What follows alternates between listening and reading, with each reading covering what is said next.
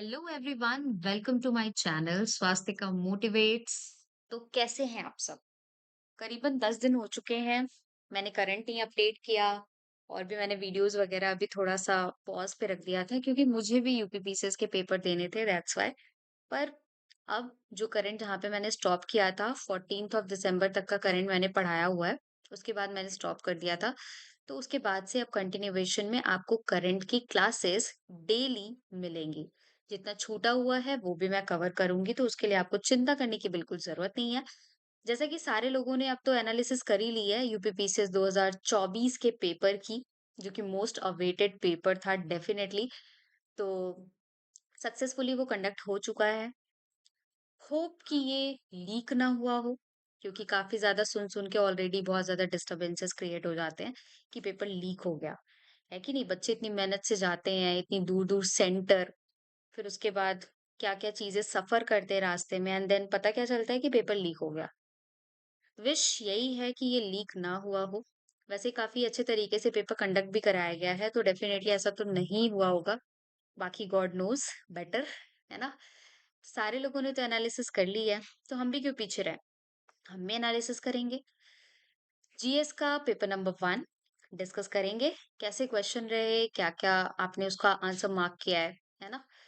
So let's start with the question number 1, जो कि है the formula of baking soda. जैसा कि मैं केमिस्ट्री की स्टूडेंट हूं, तो डेफिनेटली मैं ये सवाल तो गलत नहीं कर सकती, है ना? इसका आंसर होगा NaHCO3, यानी कि सोडियम बाइकार्बोनेट कह लो आप, सोडियम हाइड्रोजन कार्बोनेट कह लो, कुछ भी कह सकते हो। Second, CPR stands for. CPR पहली बात तो लाइफ सेविंग प्रोसेसेस के लिए यूज किया जाता है, जिस भी किसी की ब्रीदिंग इश्यूज जिसको होते हैं या उनकी सांसें रुक रही होती हैं, तो है ना, इसका फुल फॉर्म है कार्डियोपल्मोनरी रिसस्टेशन। ठीक है, सेकंड ऑप्शन इसका करेक्ट होगा, option number B. Third question is the only vein that carries oxygenated blood is. Oxygenated blood यानी कि प्योर ब्लड को कैरी करने वाला कौन सा ऐसा वेन है? क्योंकि आपको पता होगा, एक वेन होता है, एक आर्टरी होती है। आर्टरी में हमेशा ही ऑक्सीजनेटेड ब्लड कैरी होता है, दैट मीन्स ये हमेशा प्योर ब्लड को लेकर के फ्लो करता है।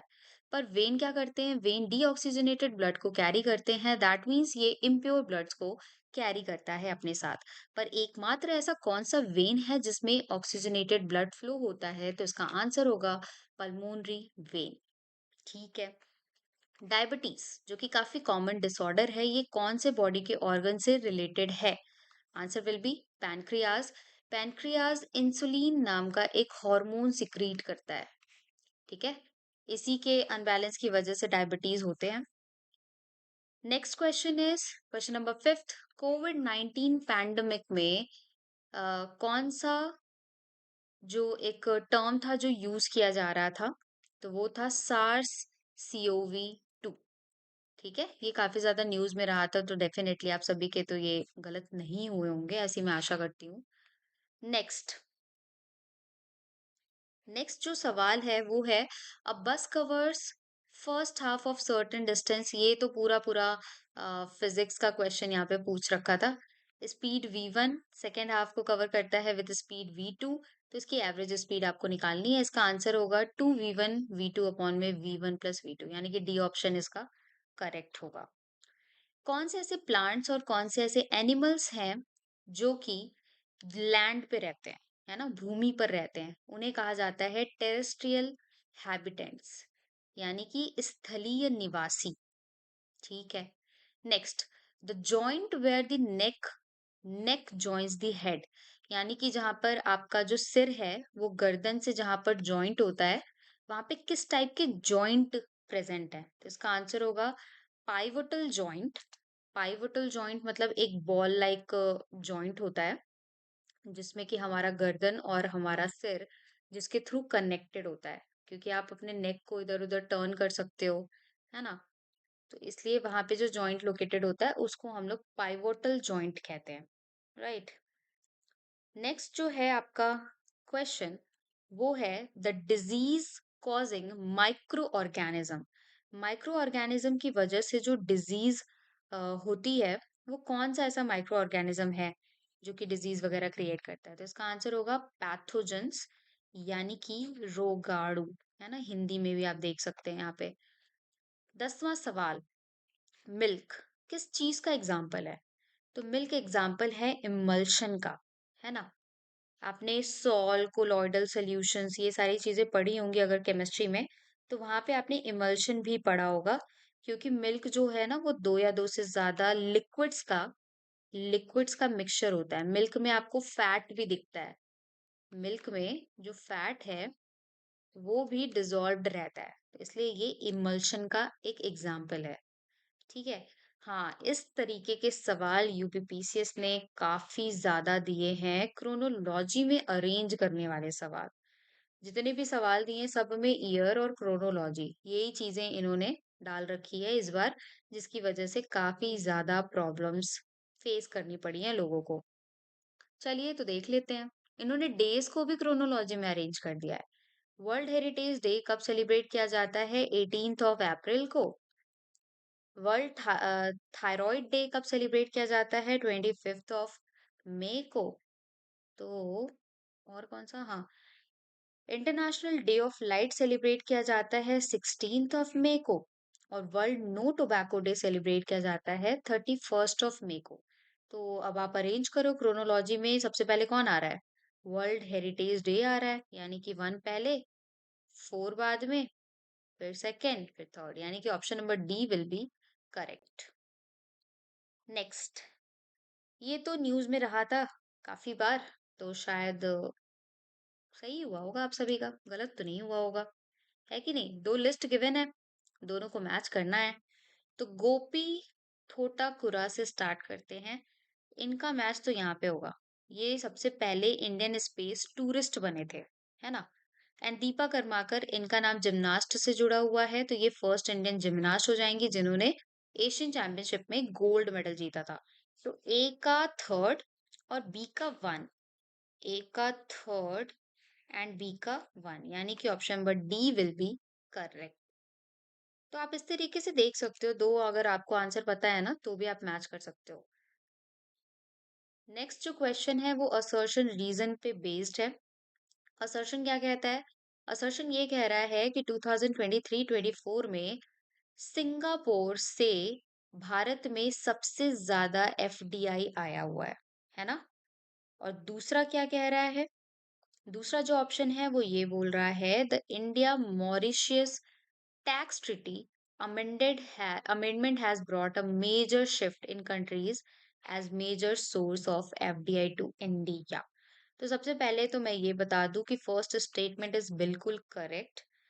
भारत में सबसे ज्यादा एफडीआई सिंगापुर से ही आया है, वो भी करीबन कितना, 11.77 बिलियन, है ना। और रही बात India Mauritius tax treaty amendment की, तो हाँ, इसने ही ऐसा किया है जिसकी वजह से जो एफडीआई है वो काफी ज्यादा शिफ्ट हुई है टुवर्ड्स सिंगापुर। तो इसका होगा both A and R true, and R is the correct explanation. अभी आयोग की आंसर की नहीं आई है, तो ये जितनी भी चीजें हैं, जितने डेटाज अवेलेबल हैं गूगल पे, उसके अकॉर्डिंग ये आंसर्स मैं बता रही हूँ। अगर आयोग का जब आंसर की आ जाएगा तो फाइनली आप उससे मैच करना कि क्या चीजें सही हैं क्या गलत है ना। ऑफिशियल जब आंसर की आ जाएगी तब। नेक्स्ट क्वेश्चन, क्वेश्चन नंबर 14 क्या कह रहा है? दो स्टेटमेंट दिए हुए हैं। पहला स्टेटमेंट ये कह रहा है कि इन दिस, कौन सी मीटिंग, हाँ ये seventh India Indonesia joint defence cooperation committee की मीटिंग कंडक्ट की गई थी, है ना। पहला स्टेटमेंट ये कह रहा है, in this meeting Indonesia agreed to enhance collaboration in areas of defence, industry, maritime security और मल्टीलेटरल कोऑपरेशन पे। तो फर्स्ट तो बिल्कुल सही है, लेकिन दूसरा क्या कह रहा है कि ये मीटिंग कहाँ पर कंडक्ट की गई थी? जकार्ता में कंडक्ट की गई थी, विच इज टोटली रॉन्ग। ये कंडक्ट की गई थी न्यू दिल्ली में। तो ये तो करंट का क्वेश्चन है। अगर आपको करंट के बारे में पता होगा, आपने डेली न्यूज फॉलो किया होगा, तो आप ये कर पाओगे। Next, with reference to FWD 200B, कौन सा स्टेटमेंट इसमें से करेक्ट है? पहला तो ये कि India is sorry, this is India's first indigenous bomber UAV unmanned aerial vehicle. So this is बिल्कुल करेक्ट ऑप्शन। और इसका पेलोड है 100 kg। ये मई की न्यूज है, मई 2024 की न्यूज है, राइट। तो इसके दोनों ऑप्शंस करेक्ट हैं। आप वेबसाइट पे चेक कर सकते हो, this is correct actually. Next question, India Australia economic cooperation and trade agreement, तो कौन सा इसके रिगार्डिंग स्टेटमेंट्स सही है? तो पहला तो बिल्कुल सही है कि ये एक फ्री ट्रेड एग्रीमेंट है। एफटीए का मतलब फ्री ट्रेड एग्रीमेंट है। पर दूसरा कि ये मीटिंग अटेंड की गई थी by commerce secretary of India Shri Sunil Bhardwaj, ये गलत है। इन्होंने इसे अटेंड नहीं किया था। तो option number 1 is correct. Again this is current affair of May 2024। Next, अब यहाँ पे आप देख रहे हो, एक्सरसाइजेस को भी ये नहीं पूछ रहा है कि एक्सरसाइजेस कौन सी दो कंट्रीज के बीच में हुई हैं। यहाँ पे ये पूछ रहा है कि ये जो एक्सरसाइजेस हैं वो कब हुई हैं। एक साइड डेट दे रखा है और एक साइड क्या आपसे कह रहा है कि आप बताओ, इसको मैच करो कि क्या ये सही अरेंज है या आपको इसको अरेंज करने की जरूरत है। समझ रहे हो? तो इस बार यूपी पीसीएस ने बहुत घुमाया है क्रोनोलॉजी के रिगार्डिंग। चलिए, सो लेट्स स्टार्ट कि सबसे पहले कौन सी एक्सरसाइज के बारे में बात हो रही है। 10 क्लिक एक्सरसाइज, है ना। जो 10 क्लिक एक्सरसाइज है वो कब कंडक्ट की गई थी? वो कंडक्ट की गई थी, अगर आप सभी को पता हो कि 10 क्लिक एक्सरसाइज किन दो देशों के बीच में कंडक्ट होती है। 10 क्लिक एक्सरसाइज कंडक्ट हुई है, कब हुई है? ए का ऑप्शन नंबर 3, अप्रैल में इसको कंडक्ट किया गया था। मतलब अप्रैल 15 से लेके 28 तक। तो ए का तो 3 हो गया, दो ऑप्शंस में है, ए का 3। नेक्स्ट, सेकंड जो है, इंडिया और फ्रांस की जॉइंट मिलिट्री एक्सरसाइज जिसका नाम है शक्ति, ये कब कंडक्ट की गई? ये कंडक्ट किया गया था, कहाँ गया बी, यस, ये कंडक्ट किया गया था मई में 13 से लेके 26 तक, यानी कि बी का ऑप्शन नंबर 2।